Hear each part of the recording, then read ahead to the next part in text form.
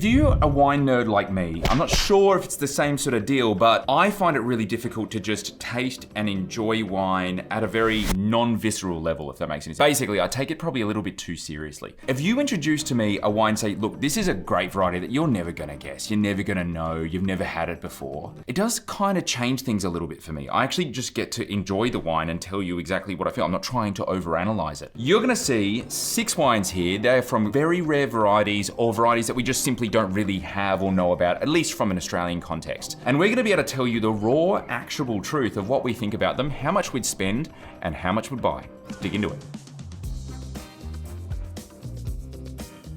This week on Bottle Shock, we are tasting 6 wines that are rare varieties to us Aussies down under. So these might be things that you're familiar with if you're watching around the world, but there's a good chance I'll have no idea. So for this week, I think I'm going to take a slightly different approach, which is saying what vibe these wines are giving. Wine number 1 looks pale and lemon. Straight off the bat, it smells like a Spanish Portuguese white, which is this sort of bruised mango, savory element. There's a slight amount of lanolin. I find this a really appealing nose. As soon as I smell this, I go, oh, I've got a textural white. Very like saline nose. Saline being like, I don't know, it kind of smells like a wetsuit that's been out of the water for like an hour drying in the sun. Yeah, you've been in salt water in the last 24 hours, sort of saline. It's a lead sparkling wine. It is fucking delicious fizz. Green apple freshness, really bright, sprightly acid, lovely kind of autolytic character. Glorious. Lower acidity, broad palate, a little bit Viognier-esque actually. This is like, when I talk about drinkability, this is what I would think is just a really drinkable white wine. It's got this like oily thing, it's salty, it's briny, it's fresh. It'd be sick with like really greasy fish and chips. So the vibe of the person who's bringing this over, they're a foodie for sure. This isn't something that you drink to get drunk. This is something you drink to get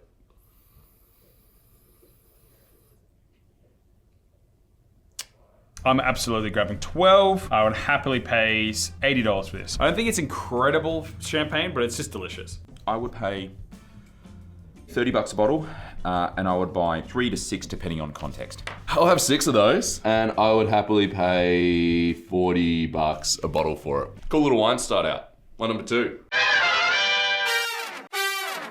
Wine number 2, pale lemon again, but doesn't look too fizzy. That's interesting. It's got a similarly sort of savory nose to it. And this one's a little bit sitting in more of the sweeter, fruitier, almost like we would say like cantaloupe, rockmelon. Oh, yum, Chardonnay. Absolutely fantastic Chardonnay, surely right here.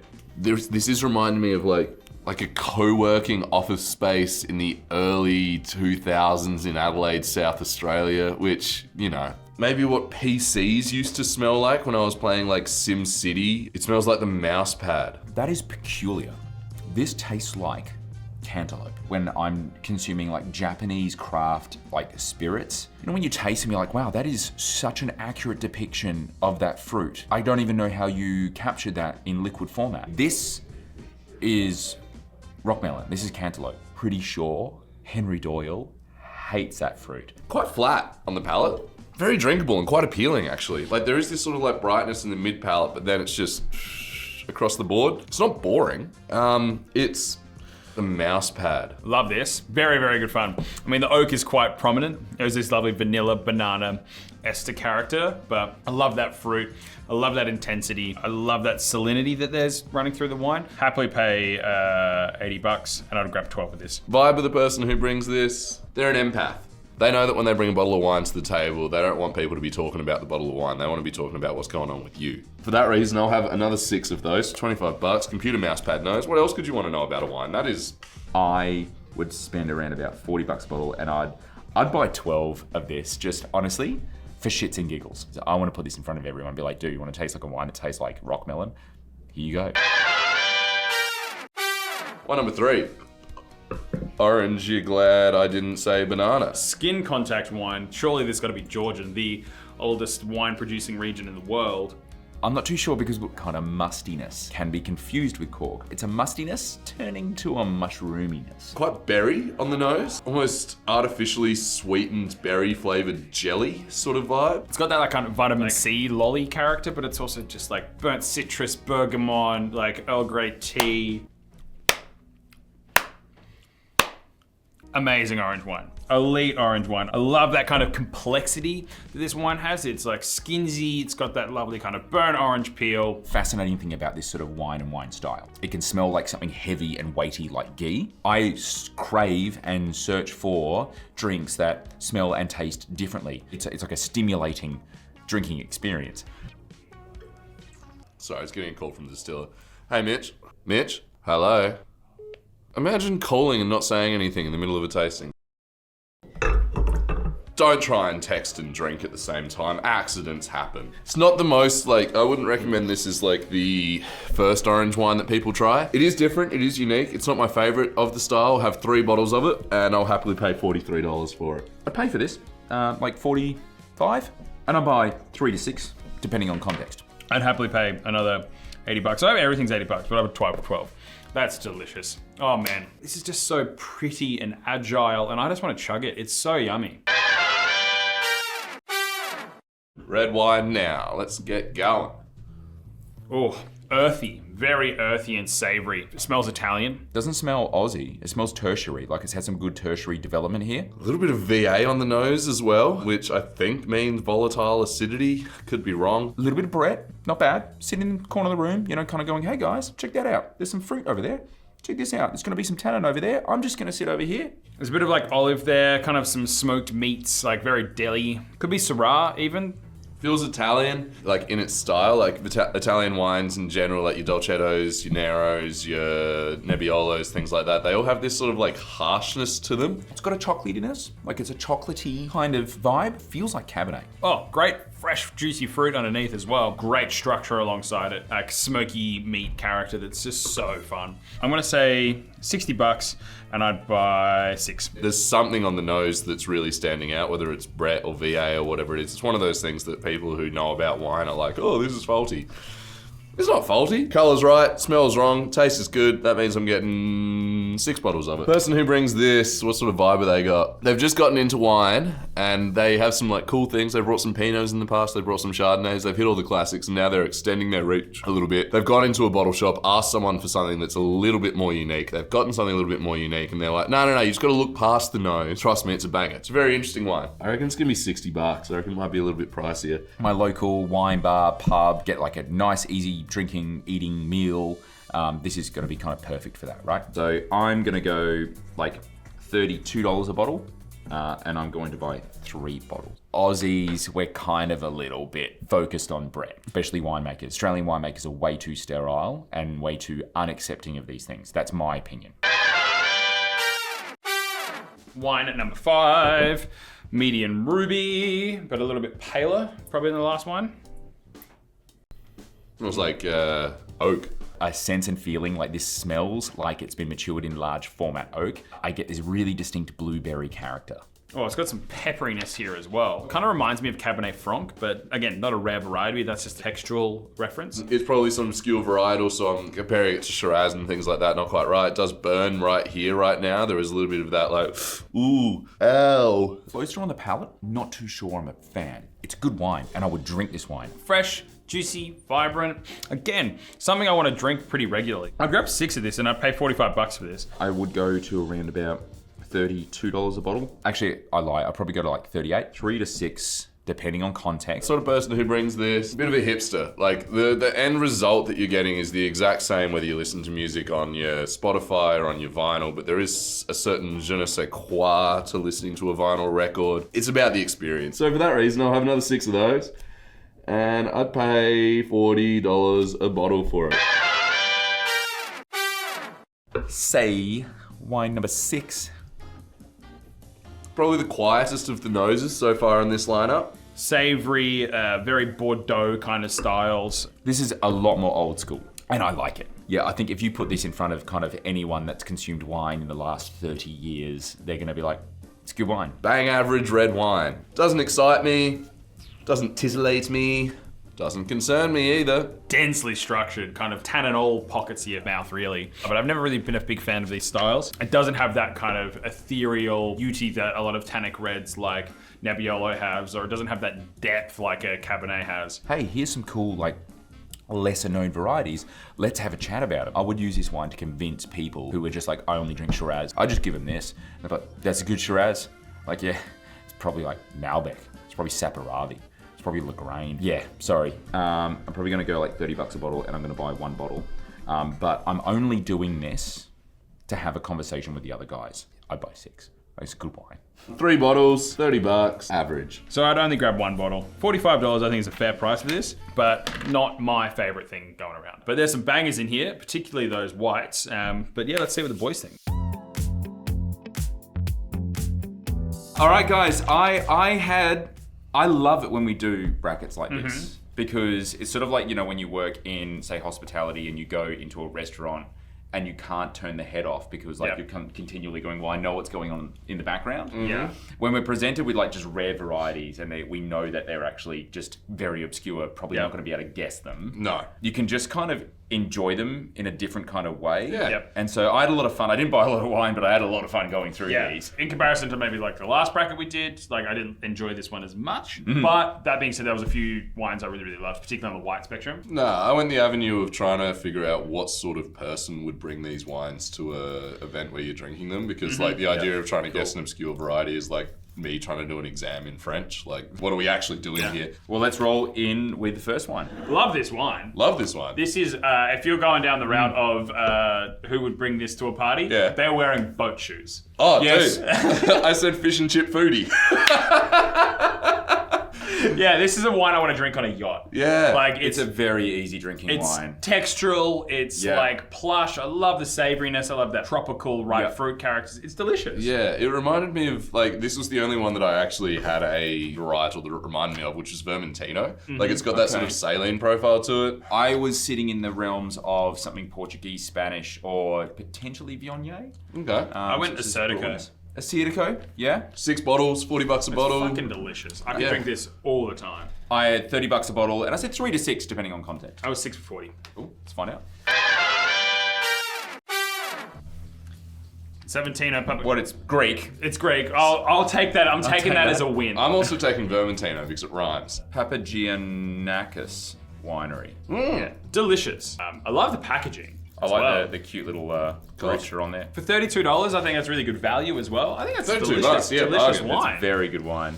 That's a great start. Yeah, that is a off great to the start. races. Really cool to see these new things come in from Greece as well. Yeah, I'm excited about Greek wine. What sort of people are going to bring this to a party? It's us. All right, wine number 2. This Smells like an office supply store. did you like this or did you dislike this? I liked it. I liked it enough. Honestly, identical to rockmelon.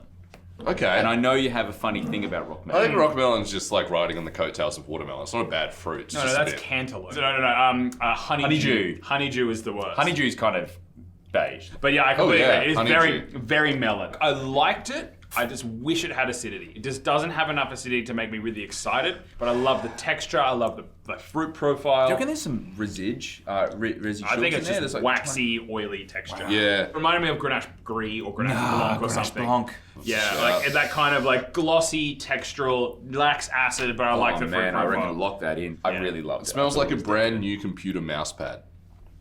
Like open thing of tennis balls? Like an open can of tennis balls? I think this has got some great quality behind it. I was 6 for 70. I think it's a cool wine. This was my wine of lineup. $40 and 12. 6 for 25. Cool. bucks. Not bad.